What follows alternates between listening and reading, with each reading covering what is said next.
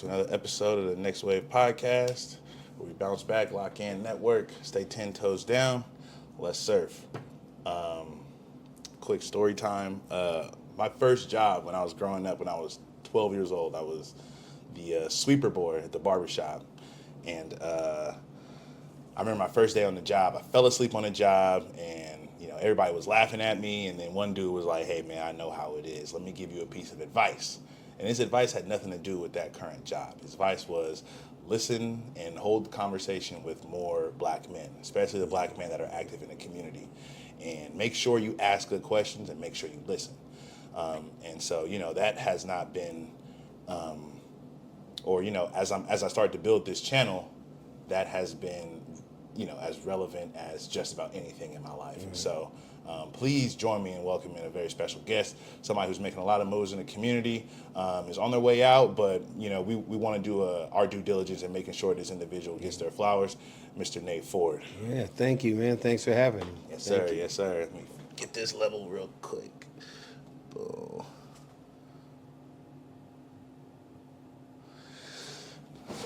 All right. Before we get started, I wanted to show you something. Okay. There you go. Oh, yeah. Do you know what year this is? I think that was 91, 90 and 91. Yeah. Do you know who that one in the middle is? Sitting down or up top? Up top. Rashida. Rashida Gaines. Yeah. My auntie. Really? Yes. Oh, yeah, gee. Gaines. Yes. This is my father's younger sister. Okay. Yeah. Rashida she was something. Yeah. So I'm trying to get her on the pod. Okay. I love my auntie. She does. She's on Instagram as Netaru Nutrition. Okay. I'll show you her page later, but she cares a lot about just gut health and just overall health and wellness. Oh, yeah. So if you're into that content, and then it's her and her son, you're into like kid, baby and like toddler content. Okay. But I'm gonna try to have her on the pod as well when I do my physical wellness. Okay.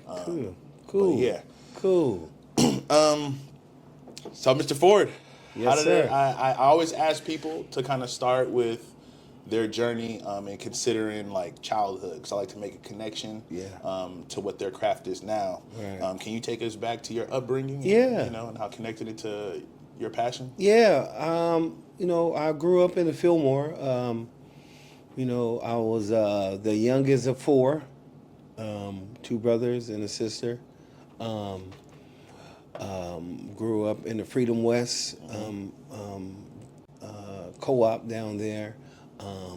Then I had a grandmother who lived up on Central Street, Central and Hayes. So I was between both of them. If it wasn't there, I went to Boys and Girls Club, and from there, then we, hung out in the neighborhood. But, childhood was, it was good. It was where,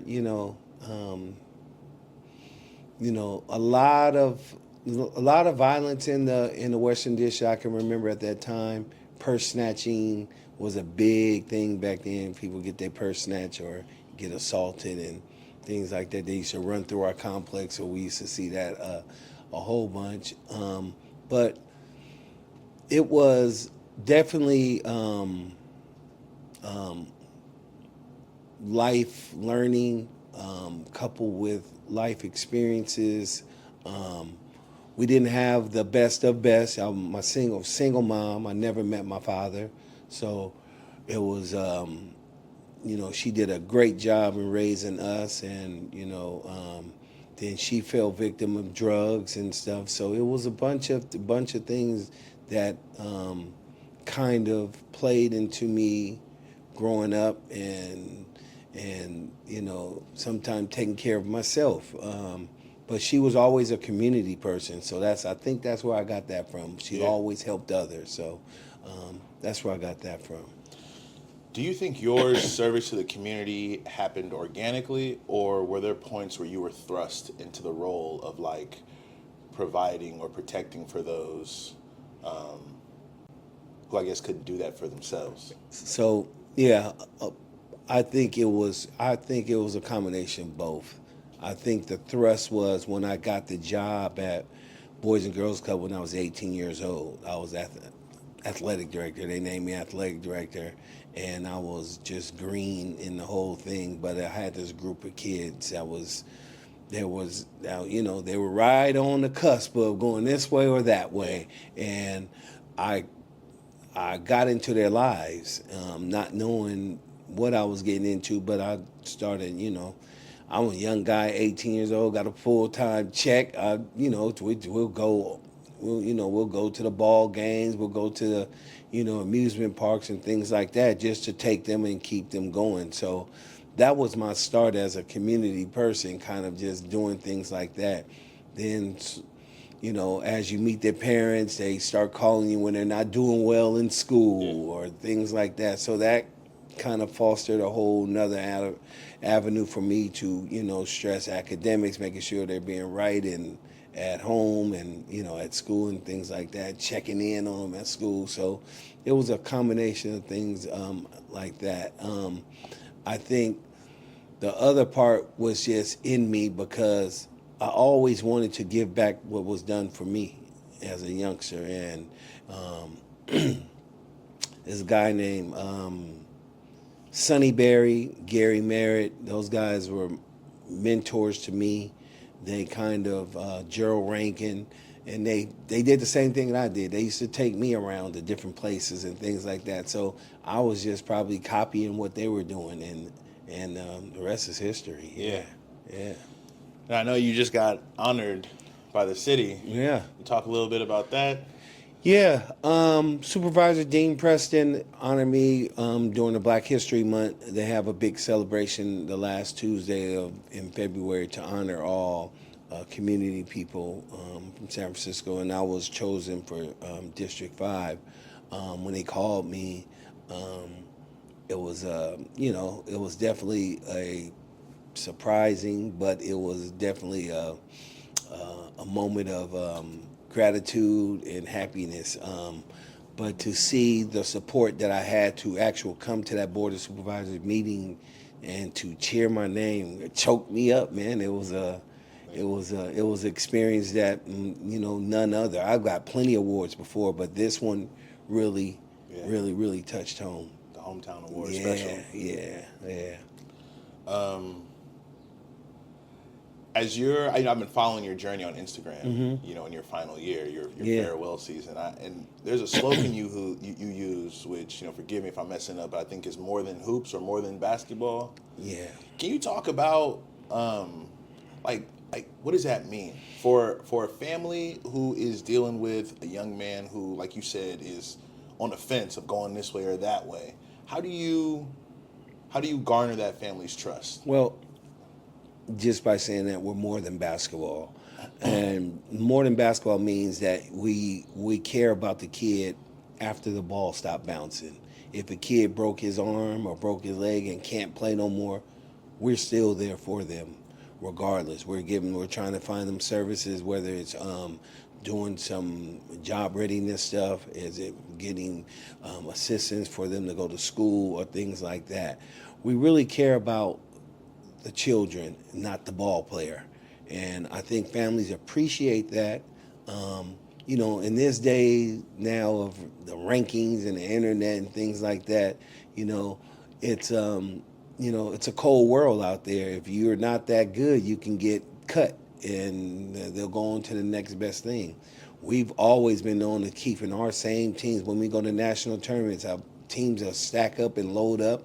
We'll keep our same team and just go play, man, and just let the chips fall where they may, man. It's just a gratifying experience, and to see kids from San Francisco to be able to go out and showcase their skills and be put out on a national stage, and we try to definitely keep it as low as possible as far as costs, and we have assistance. I think we've averaged over 80% of kids are on scholarships.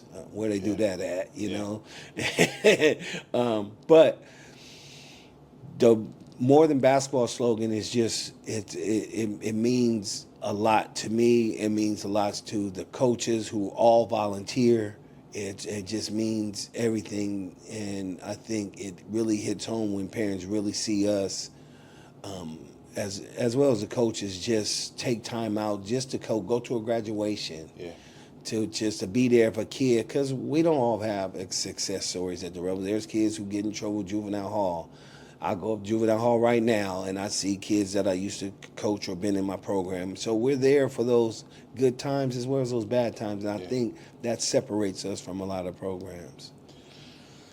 I'm really big on, because I've been coaching for a while, and I'm really big on developing the entire vessel, not just the basketball portion. And I tell kids all the time, you one ankle injury away from losing it all, right? And even if you do make it to the top, how many guys after the age of 35 are providing for their families using their bodies? That's right.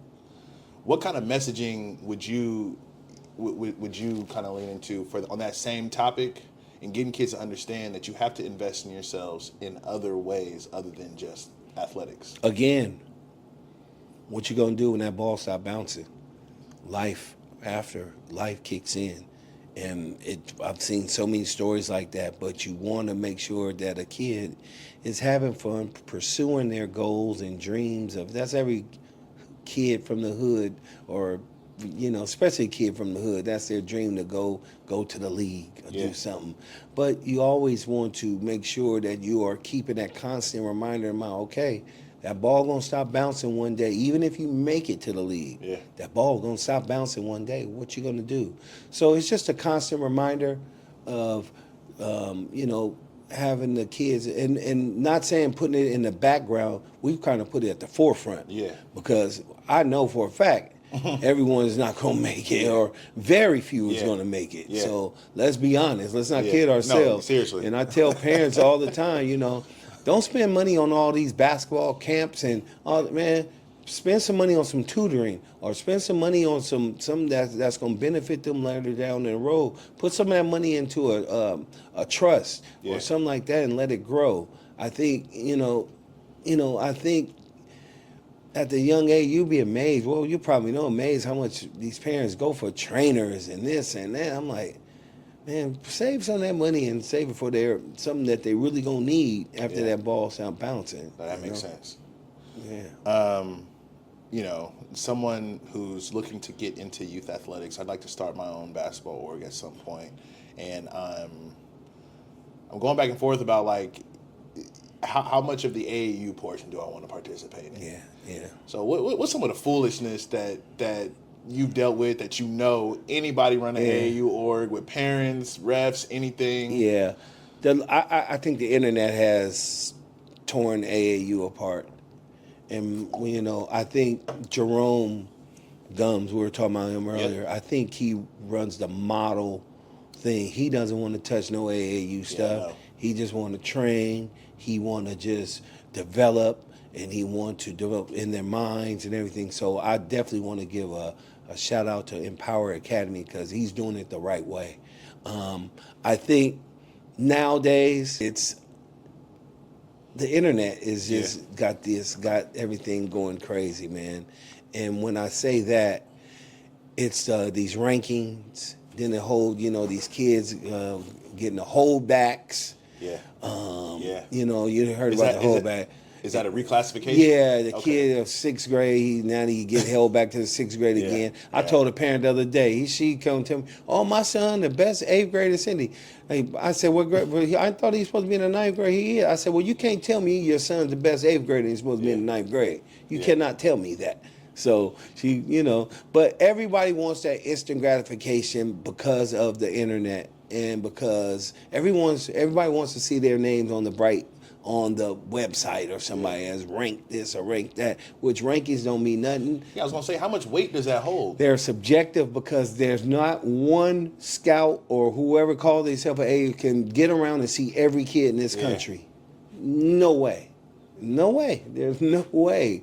That guy, the guy who he just played for UConn. He was a 0 stars coming out of high school. That. Yeah. And now Final Four on the top team. Come on, man. So that stuff, people pay for it. People pay for rankings. They'll pay the guy to put their kid name up there. Do people pay for their kids' playing time? Yes. Yes, that How happens do you all the balance time. like relationship with parents and then like, gotta- hey, your son is not about, You he's gotta- not going to see the floor. So Like, that's where you draw the line, and I think what I've done a good job at now is not letting number one coaches coach their own kid. That's number one, and then two, kind of setting that tone before the season started. I always used to remind coaches never get too personal. Never let a parent get so insight. You give them one crack to speak to your team or something like that, and then they think they got an in and it's over with. So you got to pick your spots with parents. You know, it just started getting this about 10, 15 years ago, man. Yeah. And every year it gets worse. But, you know, when I had my first 15 years was great in AAU because parents, you drop their kids off, come back and get them, coach, they all yours. Do what you do. Yeah. You know what I'm saying? And not all that. You get parents now, they sit and practice. They want to yell at their kid while you practicing. All that stuff got to be nipped at the forefront because if not, you let them do it one time, they're going to do it every time they come in that practice. I feel that. Yeah. You know, one of the things that I kind of struggle with is, I've been working with children and families in the city for like 15, 16 years. Mm-hmm. And there's certain things you have to adapt to, right? You can't be too rigid on, or else you're gonna drown in the system, right? Yeah. And you know, talking to kids a certain way, I do want to meet them where they're at, but I'm also used to being spoken to in a certain manner by my father and my brothers, and like that's how you get shit done. And so, like, how did you have to make any major changes? It's a different era of kids. Yeah. Like I said, the first 15 years, I was a part of the yelling and screaming and parents, hey, yeah, go get them, Nate, do what you do. But, you know, over the years, you kind of realize these kids are a lot more sensitive. They got, you know, those kids 15 years didn't have the video games and they didn't have all that come home and get on their phone and they didn't have all that. So that love that they got was genuine, tough love and things like that. And you got to pick your spots, like you said, with the youth today. You got to pick your spots because number one, there's just so many teams that they can go play for. Yeah. And I mean, when you say AAU, that's broad because everyone can call themselves an AAU, and it's really AAU is just a term of everything. But you have to. I mean, so that's one. You're going to protect your brand. You want to make sure that you have. You want to make sure that you have a balance, and I think what we've come into balance because we have a competitive team, we have a local team, then we got a rec, just out there for rec ball. With our junior NBA league, that's the same way. We're just out there playing and just having fun, and so everything is not so serious all the time. But even on the top teams, you still got to pick your spots because so many kids are prodded and catered to, and it's just it just makes it hard. But there are times have changed, so you could be labeled. I know a coach that I think the parent tried to bring charges that he was verbally abusive to her kids, and you got to pick your spots on it these days. Just everything's a fine line, and you just got to, like I said, pick your spots, man. You find yourself like mediating, holding conversation with parents who thought it was going to be a softer environment in your last 15 years of this job, with letting them know, like, no, this is Rebels basketball. Like, this is what we do. Yeah, our program has evolved over the years, and I think one of the things that we do, and we do it well, is make sure we get an understanding before the season starts. And before things, and also what I've reminded our coaches to and our team moms is to hold a team meeting every month, and that way we can get all those different issues or things like that. One thing that we've always said, playing time is not guaranteed. Yeah. So even though you're paying, your money, or playing time is not guaranteed. Yeah. How do you deal with that? Like, do you tell coaches to play every player every game? I've never told coaches to do anything. I told coaches to coach. Yeah. And parents, and that's why we have that understanding before we get all this stuff, because playing time is not guaranteed, especially when you're playing on the top level. Yeah. Like I say now, AAU is so watered down now. Anything can be cast as AAU, but you have to make sure that you you find. And I tell parents this: the Rebels are not for everyone. Yeah. It's not for everyone. I'll go refer someone to Kareem at the Champions, Yeah. Bay City, or. So y'all are cool like that. Man, it's not too much. I'm not sure. competition I'm going not on? sure if they refer them, but we definitely refer kids. Man, it's not. This is maybe not the right fit for you. Yeah. Because besides, I mean, we could get into it later on. Besides playing basketball, like I said, we do community service. We do real community service. What does that look like? Community service. We go out. Walk with the seniors on Sundays to the farmers market. Okay. We do community cleanups. Yeah. We do homeless feeds. So there's a ton of things that we do. You work with City Eats? Yeah, of Okay. course. I gotta City get Eats, him on. I gotta get him on the podcast. I met him like a month ago. They're doing a great job. But that's who we combine with when we do our homeless feed with City Eats, and it's just like I say, it's more than basketball. Yeah. It's a program, Yeah. and if you're just want your son to come play basketball and we tell them sometimes maybe this is not the right fit for you, and even on the playing time, if I tell parents all the time, when you're looking, I say youth basketball is about playing. Yes, we get that. So please go somewhere where you think your child is going to get the most playing time and is going to, and two at the same time develop. So that's that balance there. But you can play all day and not develop. Okay, so that's the recommendation, because that was one of my questions later is how should parents, what angle should they take? Because right now I feel like a lot of parents are taking I want my kid to play for this team because this team gets a lot of exposure. And you're saying more so like, no, you need to put your child at the center of that decision and do what's best for their development and their playing time. What's exposure at a young age? I always Going to Vegas. I've asked parents that. Yeah. There's not a college coach in a country that's looking at any kid under the 9th grade unless he's 7'2", and that's a guarantee. And you can't get a scholarship offer until you're 11th grade. So all that verbal talking about, I'm blessed to get an offer in 9th grade, none of that is bonding. So what are we talking about here? So you can get ranked by someone who's only seen San Francisco basketball and not seen, somebody in Iowa out there shooting 2,000 shots a day in the snow. Yeah. So exposure, man, I don't buy it. Again, 15 years ago, I was a part of that, and I will definitely admit it. I got caught up in it, and I'm like, hold it, man. What are we doing here?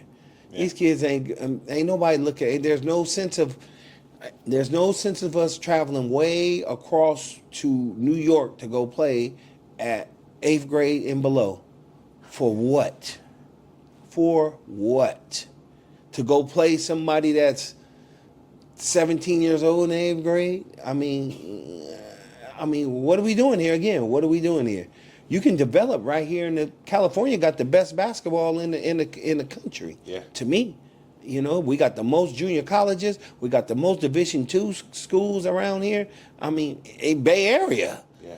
We got a lot of Division IIs and Division IIIs and NAIAs, and junior colleges is everywhere in Northern California. Seriously. So there's so much growth for opportunity, and D1, D1 is just a myth now for a lot of players. If you're not ranked in the ESPN top 100, chance of you going D1 is very slim these days. Yeah. D2 is the new D1. I was going to talk about the different divisions because my boy Andre Campbell. Yeah. He was my first interview on the podcast, and he's a damn good player. Yes. He played at Urban. Yeah. And he went Division III. Mm-hmm. And, from listening to him, he was pretty content with that. And he was telling me that he would play games where the best player on the team would be Division I caliber, but they wanted to buy into the small school education. So he was like, we would go up against dogs. He thought it was going to be a cakewalk, but you know. Not only that, you see some of these D2 and D3 arenas that they play in. I mean, come on, man. That's like some of them better than D1s. Yeah. So, if this D1, oh, I want to go D1, stop it. Yeah. Just say you want to play at the next level somewhere. Right. So you started the Rebels were born from the Boys and Girls Club. So, yeah, when I got the job in 1990, right out of high school, like I said, it was this group of kids around. Is that how you got the name? Yeah. So in 1990, who was the hottest team? The UNLV Running Rebel with Larry Johnson and all those guys. So that's where we got that name from. But yeah, so we naturally just we ran it out, the Boys and Girls Club, sort of like Seattle Rotary. I don't know if you're familiar with that program in Seattle. Rotary, but they own the EYBL Nike league. But they C-Tech got some hoopers out there. Yeah, Daryl Hennings run that, but he got Jamal Crawford coaches with him up there in that program. Nate Robinson and all those guys. They all from Seattle, but he actually is employed by a Boys and Girls Club up in Seattle. Yeah. So I had a win-win situation. I had a gym. I was working at the Boys, so I could get the gym whenever I want. But we actually only had started with one team in 1990, and then it grew to every year it kind of grew. We started at sixth grade, so we started and it grew to seventh and eighth grade. And then about 20 years later, I started going below sixth grade because I always started at sixth grade. I never went, and I never did high school. I had 6th, 7th, 8th, and then I used to send them to who I thought had a great high school program. And mainly because it was high school was because of finances. It just cost so much to run a high school program. And it was just, I didn't want to deal with the politics in high school basketball. And then I got suckered into doing high school basketball. And then I think that this year I think Faraji, who is the new director, he decided not to do high school ball this year. And again, it's a big ticket to run that piece of it. But yeah, I started with one team, 1990. We graduated to like 3 teams, 5 teams. And now they're, I think they're over like 20 teams with girls and boys. So cool.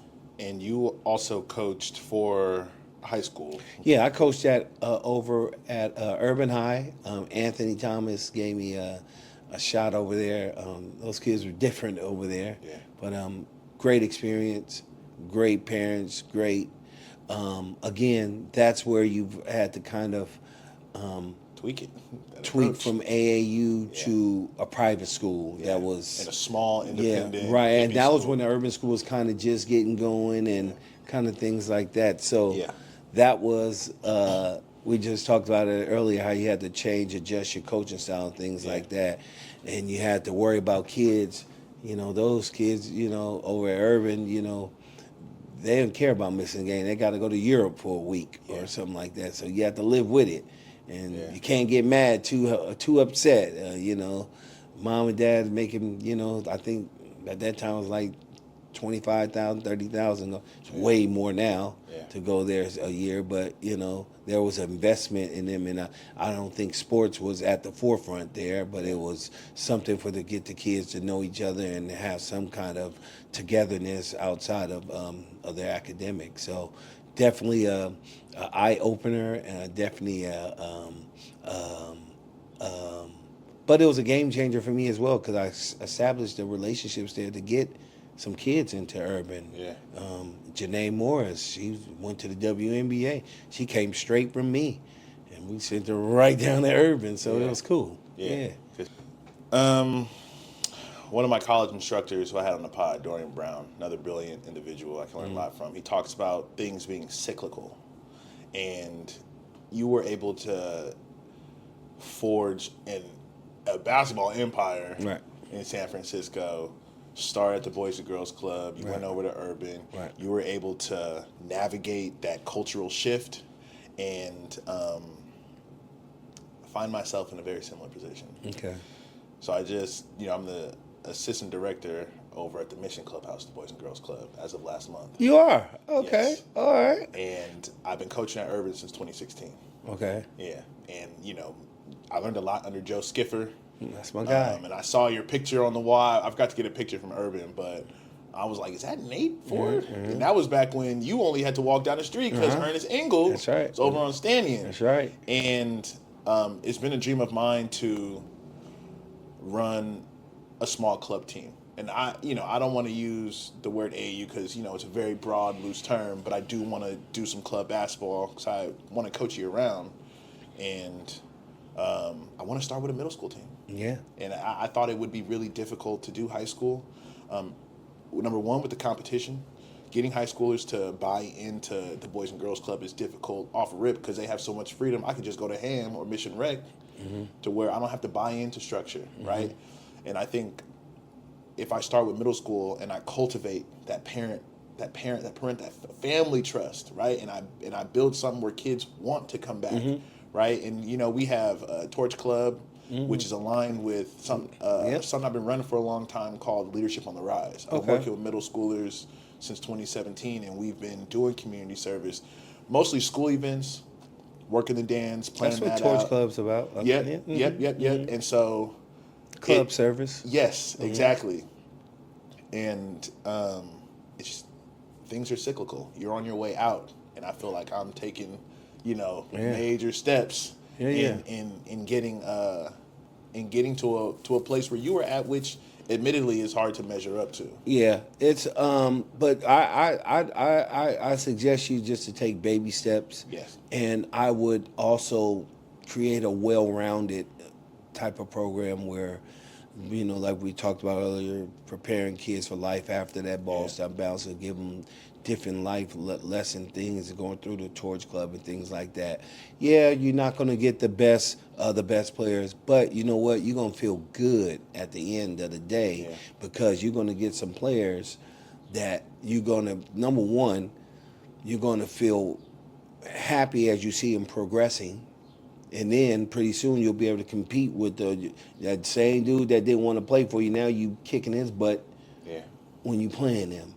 And I always tell people, give me a bunch of Division 5 kids, CYO, League 7. Give me all those kids, and I'll take them all day, every day, because you know what? They're going to listen. Exactly. They're going to buy in. Their parents are going to buy in, and you're going to get what you want. You're going to, when you leave, you're going to feel satisfied. You're going to leave fulfilled. Yeah. Whether these Division 1 players and think they all-stars playing on nine teams and got to go playing 6 changing uniforms after your game, changing uniform, go play on another team. Yeah. Man, that's the sign of times, man. But there are some of those kids right now, what you're talking about, starting a little club like that are dying for a coach to come in and embrace them and teach them the game of life and basketball. And that's really what it was at Urban. Yeah. And I'm in communication and network of other basketball-minded individuals who want to start programs, who want to take an innovative approach to it. And they're talking about, man, we're going to do this and that. I'm going to get the best players. And I'm like, I don't think it starts with the best players. I think it really starts with cultivating a strong affinity to the program. And I showed up at Urban day one as the Frost-Soft head coach at this school that when I was at Wallenberg, we played them, man, we beat them by 50, you know what I'm saying? And it was like, that's when I fell in love with coaching because I had kids who had never played before. And that's who I want to coach. I don't want you to come to my program and you know more than me. Exactly. You know, and just kids having that experience of learning how to jump stop and pivot and, you know what I'm saying, and make the right play. And I love, first of all, shout out to Joe Skipper because Joe, we have pipelines to different high schools and we try to push kids to different high schools and we go by what the fit is, where they're going to fit in the community, academically, and fitting in with the social life.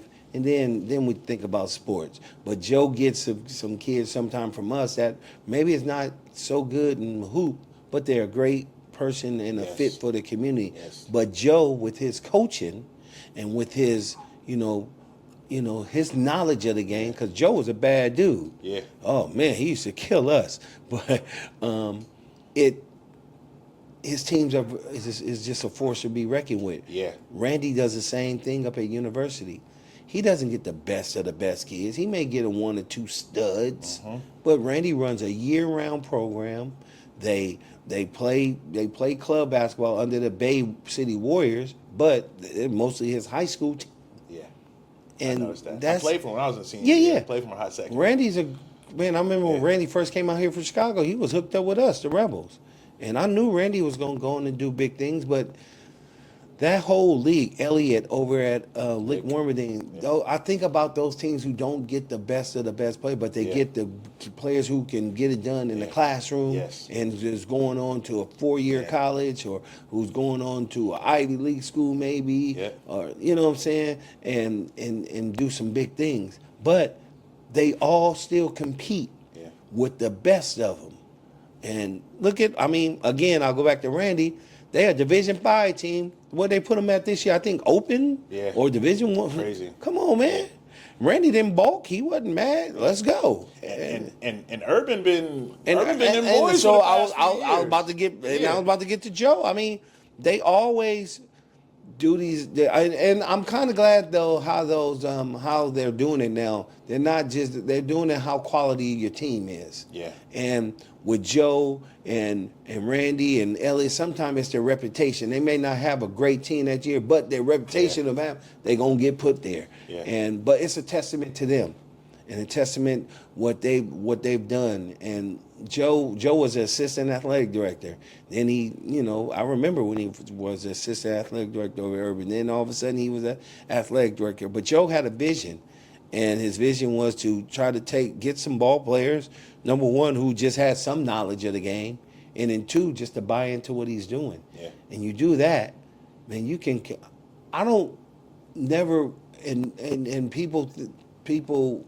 We've been lucky to be winning all the time for Rebels, but that is not our goal. Our goal is just to compete.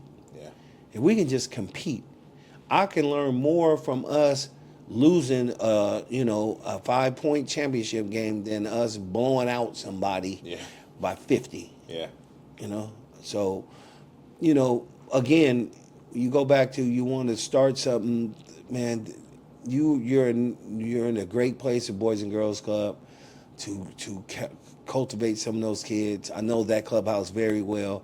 I would suggest maybe you do more than basketball. Have a sports program, sports academy, because soccer is real big down there. We're in soccer right now. Yeah, it's real big. Yeah, they run it up. Yeah, yeah. What's the craziest thing you've seen at the AAU tournament? Actually, before that, is it crazier than August 2017, Gateway High School? It was a whole brawl. I remember that. Is it anything crazier than that? Oh, yeah. Man, you've seen people bring guns into a AAU game and beating up referees on the court.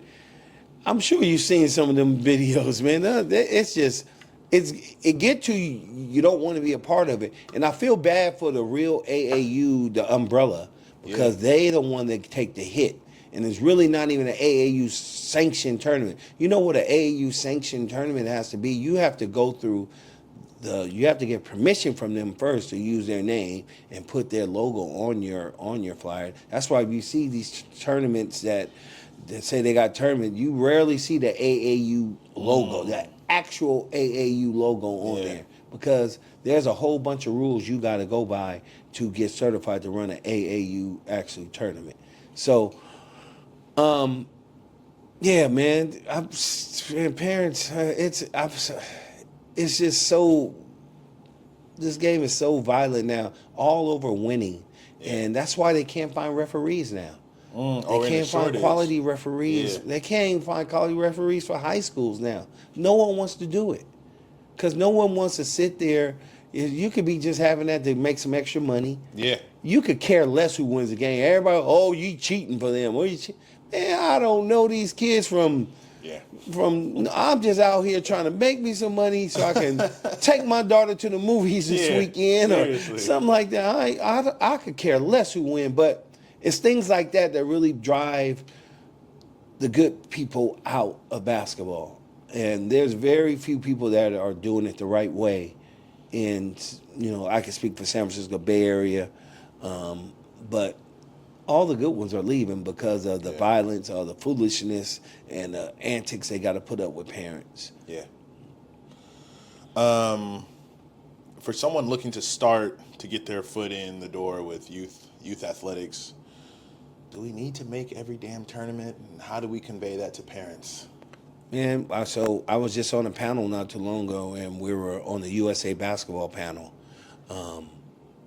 We got some good news from USA basketball coming up soon. You'll hear, but they were comparing the game here to overseas. How they do overseas. They do the opposite over there. They practice 5 days a week and maybe play one game. Training. Yeah, they play one game. So over here, it's a reverse. You may not even practice, but you're gonna play 6 games in a weekend. Yeah. 5 games, 4 games in a weekend. So no, you don't have to be at every turn, but that's where you have to get the buy-in from the parents. This is not what I'm trying to do. I'm not trying to do this kind of, and that way they can decide if they want to be with you or not. You know what I'm saying? Or if you want to, been a new thing now, parents going to play for, the kids going to play for 3-4 teams. Yeah. So you might have the best thing. Man, we're not playing every month. We're not playing every weekend. We're playing once, maybe twice in a month. So whatever y'all do on the other side, we may have practice on the other days we're not playing, but this is what we're doing. We expect you to be here even when we're not playing. If you got a team from another, we tell our kids too, we finally gave in to that. We usually, man, you can only play for us, nobody else. That was my next question. Yeah, but we finally gave into that. Coach Donald Dudley, D. Wood, he called me like, Nate, man, just let them play for whoever they want to play for, as long as they don't miss our stuff. Yeah. Because it's gonna get out. Yeah. The internet gonna tell you. Yeah, seriously. And parents is, oh, he was over there playing? Well, how he get to play this week? So it gets out, trust me. And but no, you don't need to play in every tournament. Yeah. Play in some quality things, but get your work done. Yeah. And you got to follow your mission. Follow what you're going to say. You're developing kids. You can't develop all the time playing in some games that, and then it can get costly. Yeah. So you got to keep that in mind. But no, you never got to play in every tournament. How do you fund a program? Did it come from the Boys and Girls Clubs? You got so many connections in the community. How are you fishing for funding? So Is it just hosting? So I started my own 501c3, San Francisco Rebels. The good thing about the Boys and Girls Club, they only allowed me to run a certain amount of teams. I mean, they can't fund over maybe 2 real competitive AAU team. You certainly can't do a high school team. That's just out the box. So that comes with a bunch of fundraising and things like that.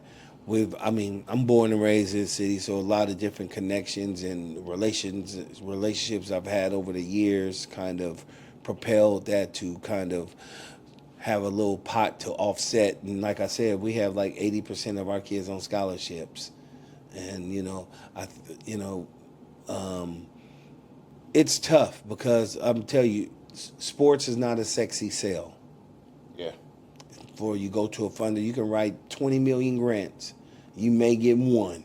Wow. And to bring it back realistically, not 20 million, but you can write 1,000 grants and may get 1. Did you get to a point where you were writing them, or you always had a grant writer? Well, grant writers is always the best way to go. Yeah. A lot of people are using this AI, this GPT chat thing. GPT, What's it called? Yeah, from what I hear. But even there, man, you're going to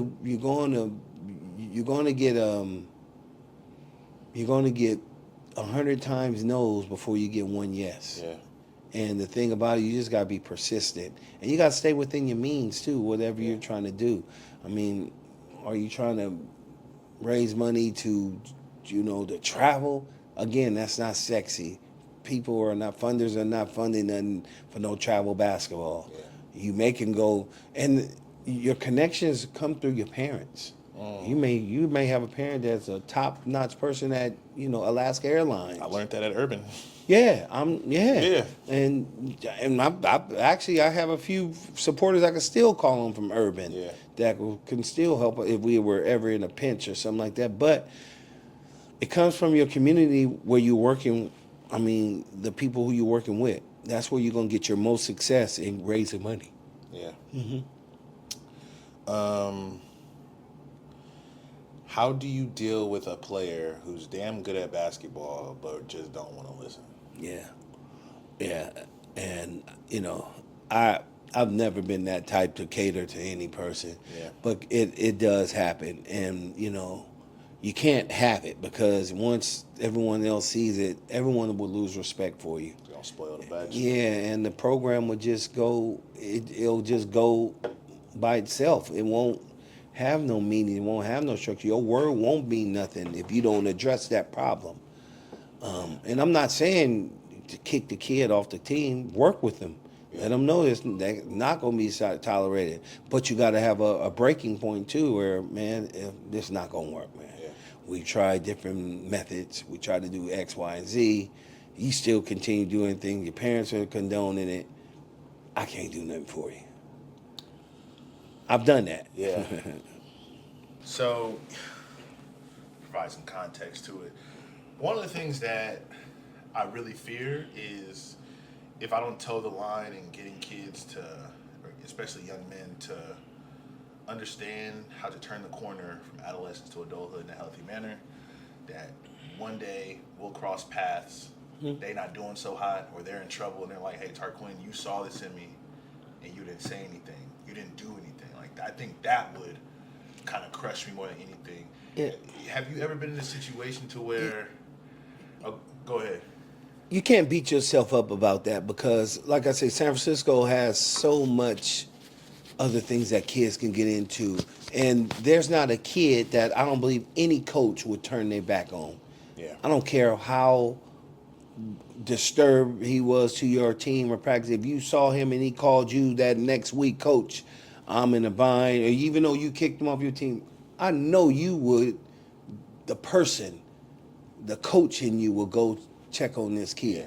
So, I think there are stories where kids, I've had plenty of kids come up, man, I should have listened to you, man, I should have stayed over there, I shouldn't have went to this other team. We've had kids leave us and then eat humble pie and come back. Oh, you take them back? Man, these are kids making these decisions. We know parents, they all have high hopes. That grass ain't greener on the other side. Yeah. We get it. And there's not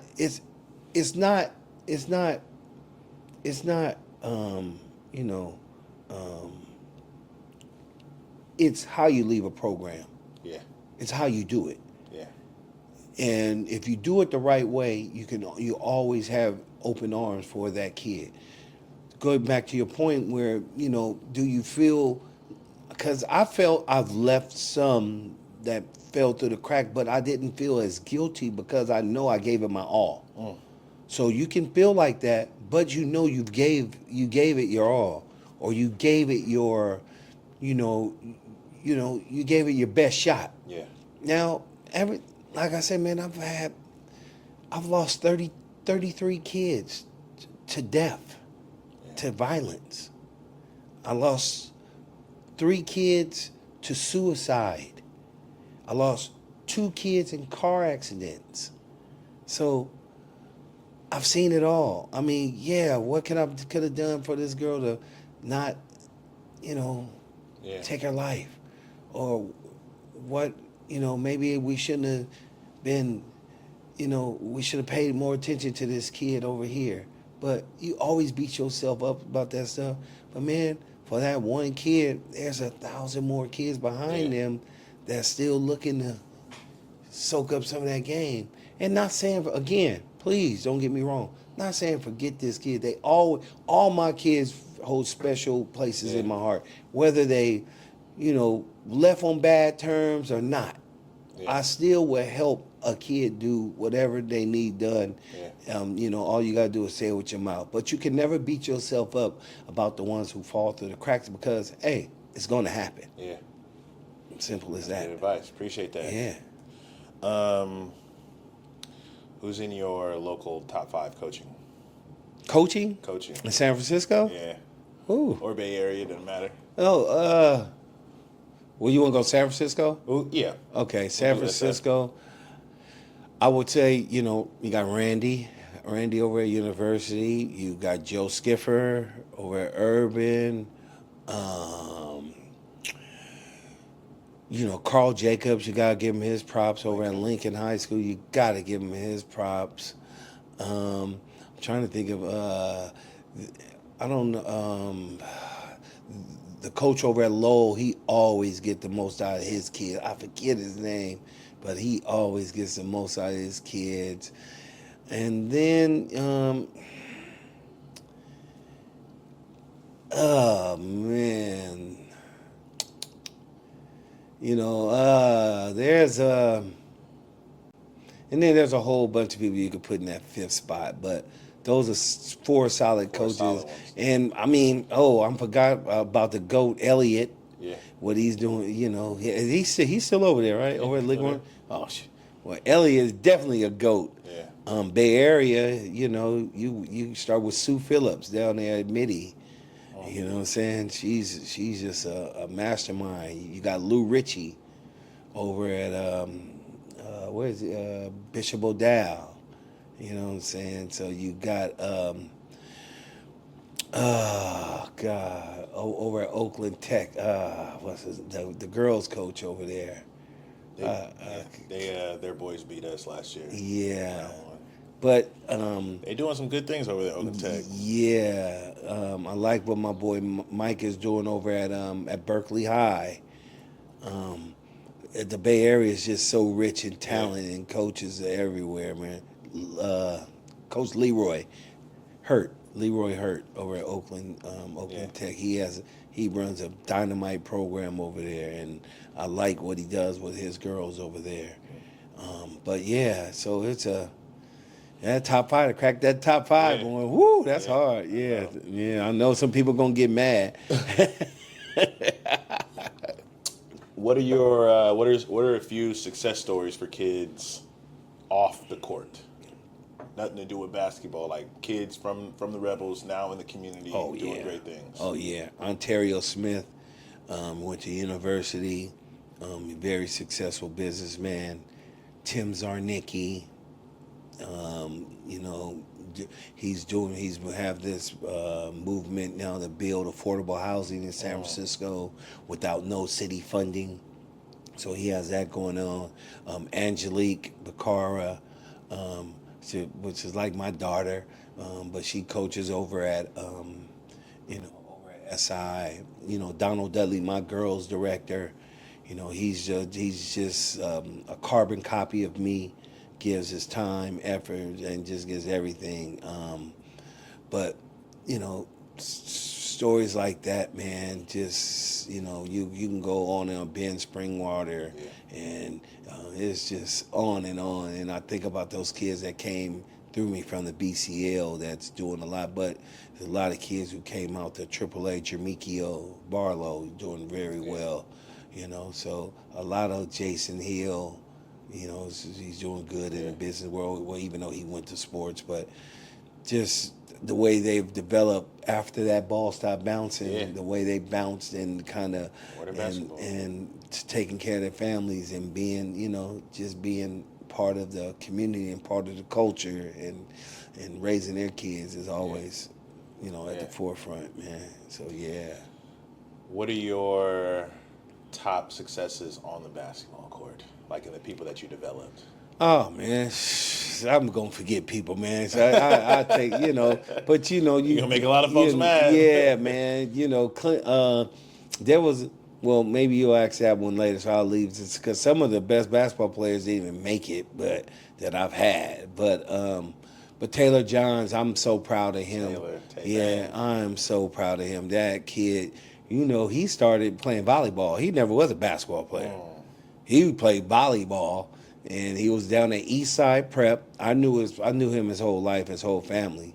They're from the Towers over in Sunnydale, but he was a big volleyball player. He couldn't dribble and chew gum at the same time. If he see this, he go great. But Josh Fox, who he was playing for the Fiji national team. Rob Jones, he coaches now. I think he's at Hawaii now. Yeah, he's at Hawaii because he recruited one of my guys. Aaron Clater's going there next year. Janae Morris, Jason Hill, Taiwan Jones, Doug Parrish, all those guys played professionally. And, another person that's doing things that I want to go back, who's doing things that's off the court is Jaron Yang. He's at he's working at ESPN, and he produces the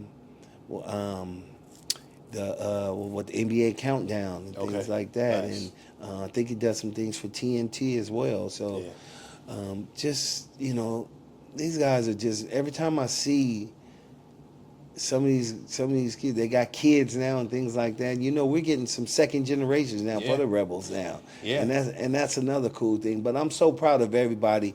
Even our current ones that are in college now. Jerry Mixon's over at Oregon and playing football. R.L. Miller's at Fresno State. Kendrick's at Cal Poly. So you had a host of guys that played at City. Oh throughout man, the years. City College had played the college of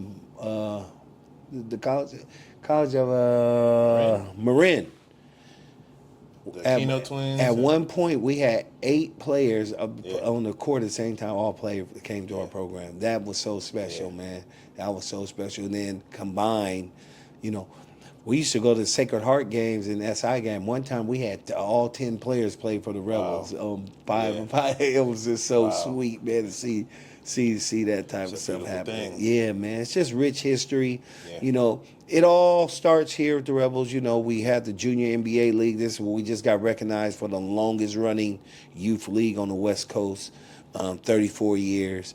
Every cousin kid plays in that. I think he's on your Instagram. Lil Harlem. Okay. That's his father, my cousin Harold. Okay. Yeah. So they, every kid get their start there. Whether they venture off to other programs, it's always great to see them when they grow up. Yeah. And I look at your wall right here, and you can look at some of your former players. And this is the team that I brought. Yeah. And then how old are they now?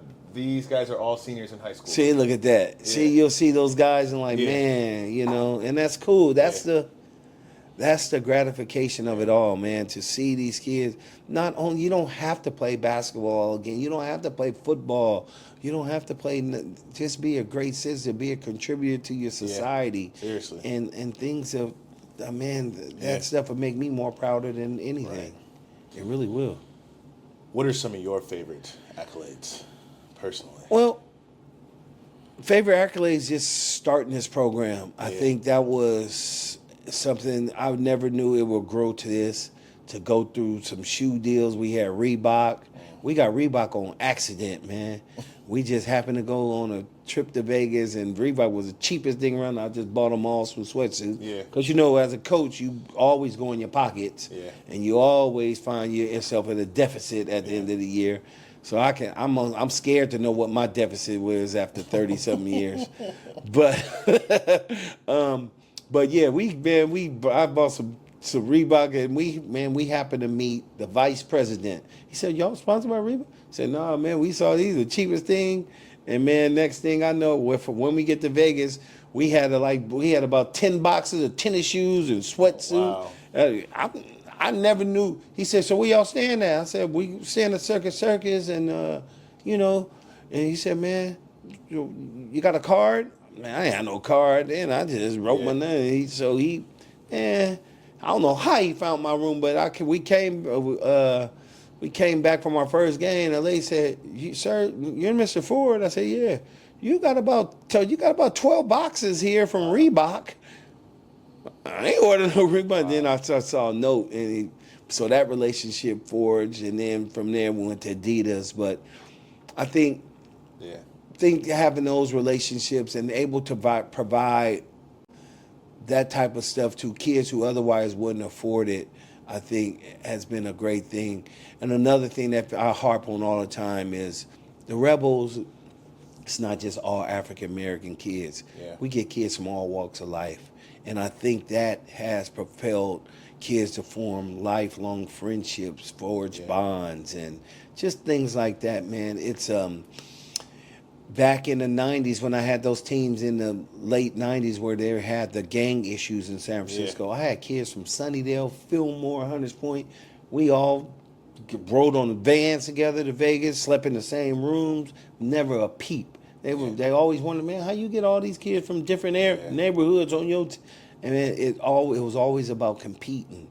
And that served as a form of violence prevention that I didn't even know I was doing. Yeah, and that's something that I also want to get into with the podcast and like the whole just umbrella next wave, because like, you know, going back to this Look at that. here is you got kids from all walks of life on there, man. Bridging the cultural gap. Come on, man. We know who's gonna make it. Yeah. And my goal is like, hey, I know where you're gonna be in 10 years. I know where you're going. I want you to empower yourself, lean into those strong workforce practices, so that when you got an interview and you show up, man, we used to hoop together back in 6th grade with Tart Quinn. I'm gonna tell the hiring manager right now. That's and that's what it is.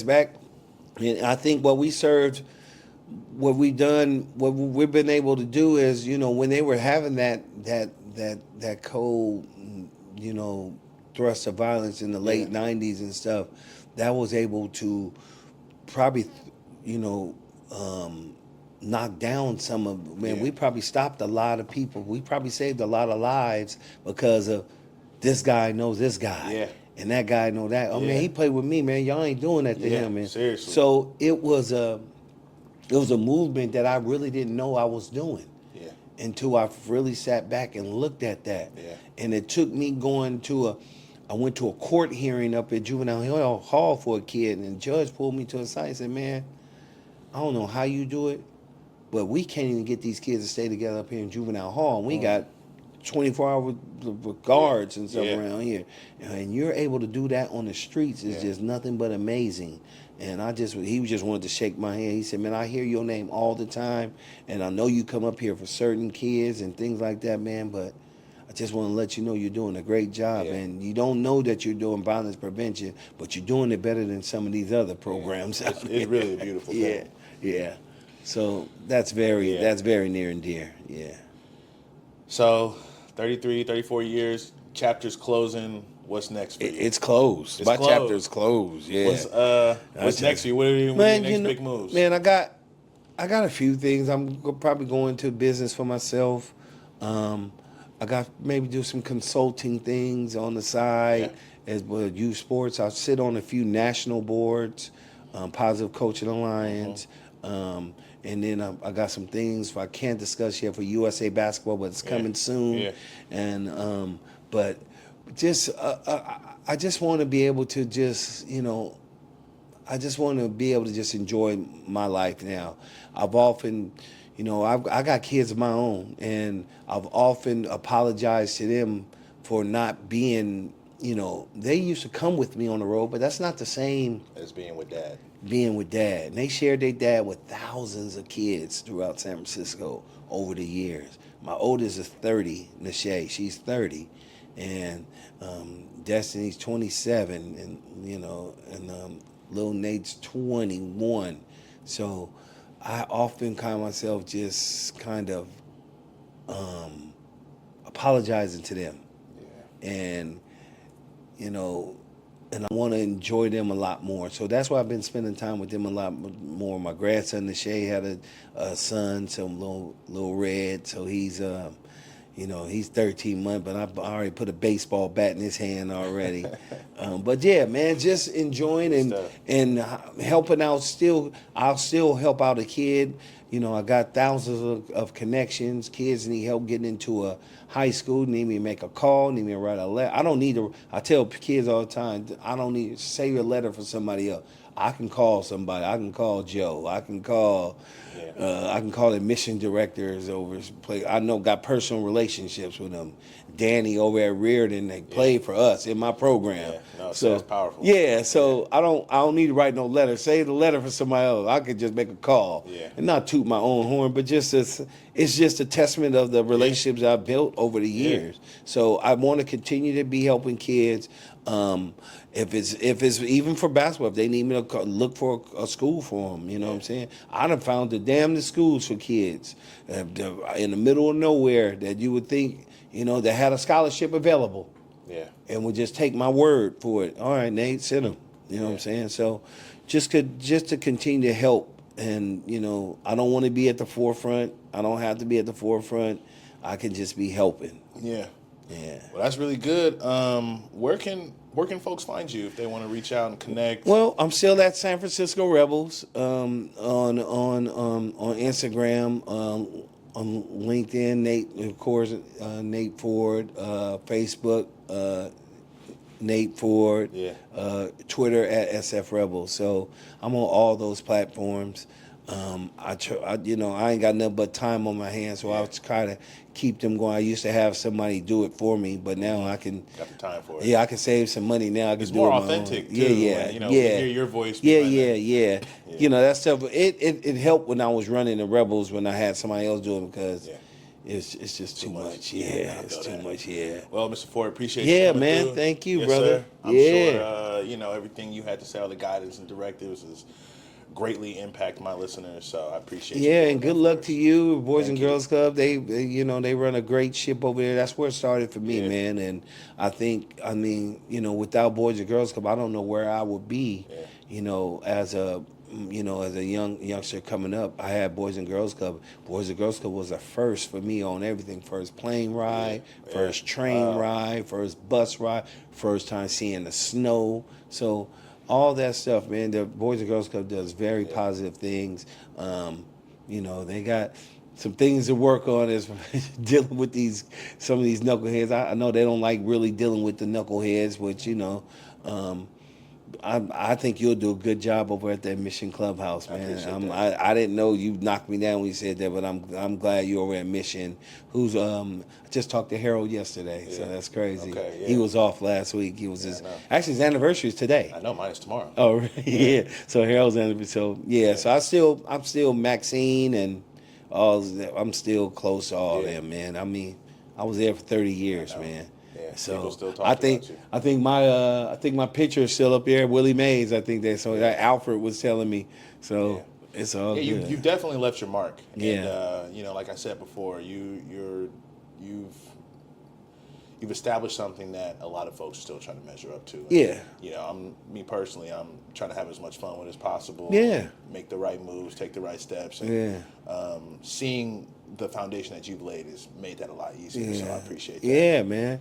Anything I can do to help, man, let me know. Okay. All right, folks. Appreciate you. All right. Thanks.